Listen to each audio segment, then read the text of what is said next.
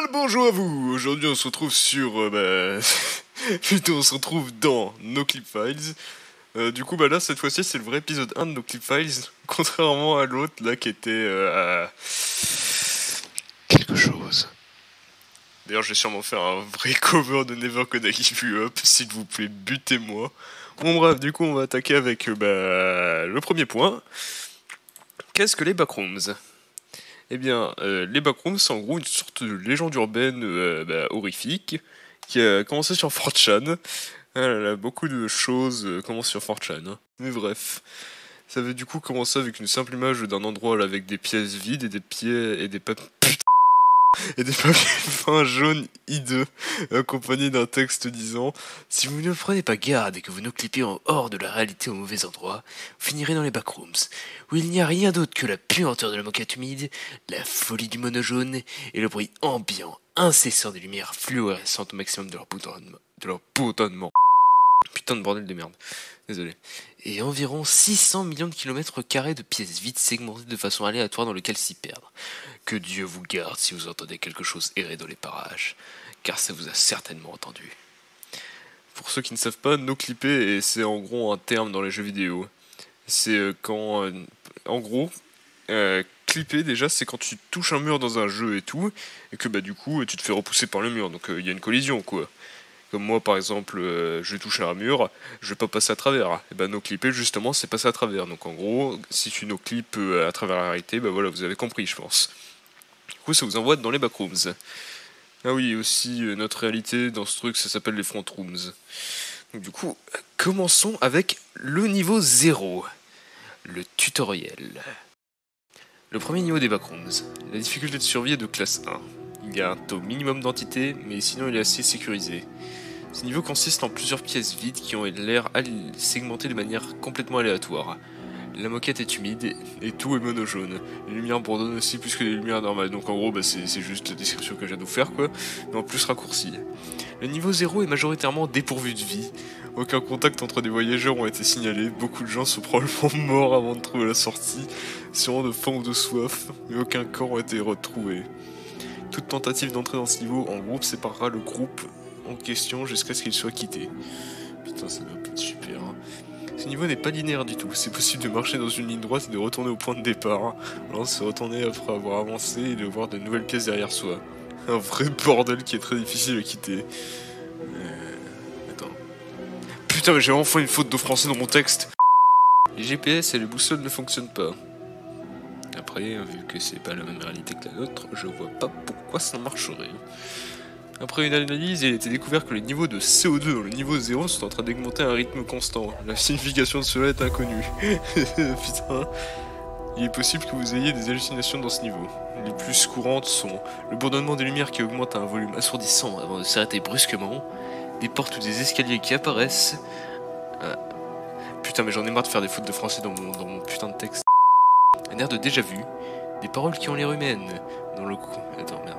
Et qui parlent dans un langage impossible à identifier. Putain, j'aurais dû plus me préparer pour cette vidéo, bordel. Des mouvements dans le coin de vos yeux qui ressemblent à des insectes croulant sous papier peint, des gazouillis ressemblant à des insectes aussi. Si vous trouvez ou entendez ce que vous pensez être un voyageur dans ce niveau, il n'est pas humain du tout. Il est possible d'entrer dans ce niveau depuis la réalité en no-clippant.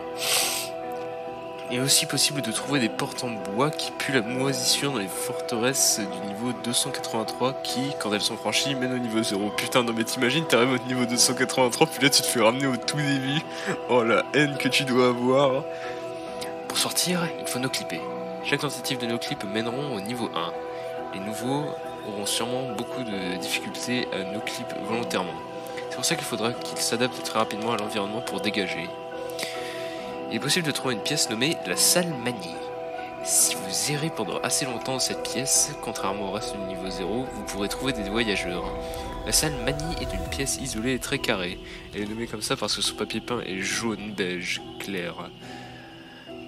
Putain. Un peu comme le papier peint... Merde, un peu comme le papier de Manie. La pièce est un cul-de-sac. Mais elle est quand même sympa parce qu'on peut trouver des gens. Ah non, retrouver des gens. Putain, mais faut que j'apprenne à lire moi.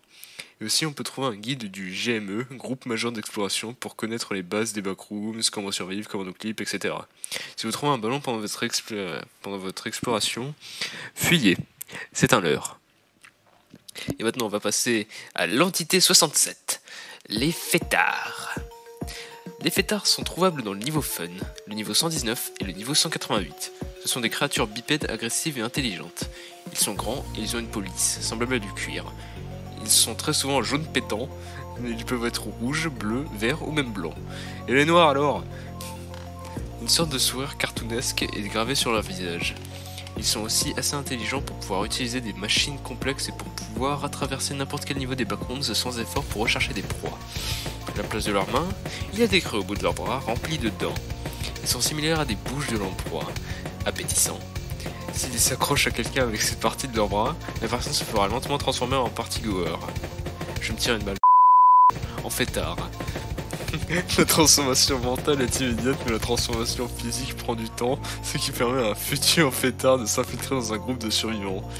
Leur intelligence leur permet de créer des pages d'identité et de niveaux sur l'encyclopédie pour avoir l'air complètement inoffensif. Il est très déconseillé de faire confiance à des informations suivies d'un égal parenthèse fermée, donc en gros l'espèce de petit sourire là. Si vous trouvez un ballon dans le niveau 0, c'est un piège tendu par eux. Si vous voyez une page altérée ou créée par un fêtard, supprimez ou modifiez-la si vous en entendez.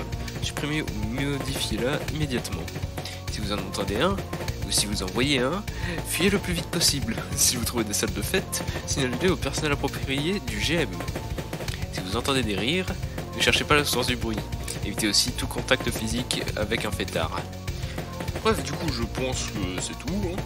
Enfin, tout pour aujourd'hui plutôt. Putain. Oh mon dieu. Bon bah c'était... je crois bien que ça doit être ma première vidéo avec un texte. Enfin, à part si tu comptes l'épisode là... le faux épisode là sur... donc les files... Et aussi, putain, c'est vrai, il y a Dumb Theory.